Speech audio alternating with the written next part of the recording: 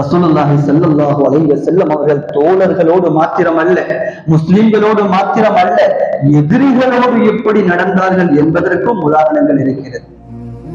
மக்கா வெற்றியின் போது ரசூலுல்லாஹி ஸல்லல்லாஹு அலைஹி வஸல்லம் அவர்களும் சஹாபாக்களும் மக்காவிற்குள் நுழைகிறார்கள். அதுவரை துன்புறுத்தி கொண்டிருந்த முஸ்லிம்களை துரத்தி அனுப்பிய காவிர்கள் குறைஷிகள் எல்லாம் அஞ்சி நடுங்கி ஓடி ஒடுகிறார்கள். இன்றைய தினம் என்ன நடக்குமோ, இத்தனை ஆண்டுகால முஸ்லிம்களுடைய நிம்மதியை பறித்து, மானத்தை போக்காட்டி, சொத்துக்களை பறித்து நாங்கள் வாழ்ந்து கொண்டிருந்தோமே, இப்பொழுது அவர்கள் வெற்றி வீரர்களாக மக்காவுக்குள் வருகிறார்களே, எங்களுடைய நிலை என்னவாகும் என்கின்ற அச்சம் குறைஷிகளுக்கு.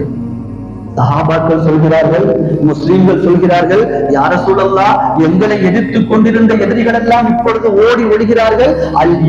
யோமுல் மல்ஹமா, இன்றைய தினம் இவர்களுடைய ரத்தங்களை ஓட்டக்கூடிய நாள், இன்றைய தினம் இவர்களை நாங்கள் பழி வாங்க வேண்டிய நாள். ரசூலுல்லாஹி ஸல்லல்லாஹு அலைஹி வஸல்லம் அவருடைய பதில் என்ன தெரியுமா? என்னுடைய அருமை தோழர்களே, யோமுல் மர்ஹமா, இன்றைய தினம் இருக்கிறது, நாங்கள் இவர்களுக்கு இரக்கம் காட்ட வேண்டிய நாள், நாம் இவர்களுக்கு மன்னிப்பு கொடுக்க வேண்டிய நாள். சுப்ஹானல்லாஹ். எத்தனை குறைஷி காவிர்கள் அன்றைய தினம் ரசூலுல்லாஹி ஸல்லல்லாஹு அலைஹி வஸல்லம் அவருடைய காலடியில் வந்து இஸ்லாத்தை ஏற்றுக்கொண்டு உன்னத சஹாபாக்களாக மாறினார்கள். ரசூலுல்லாஹி ஸல்லல்லாஹு அலைஹி வஸல்லம் அவருடைய இந்த பண்பாடு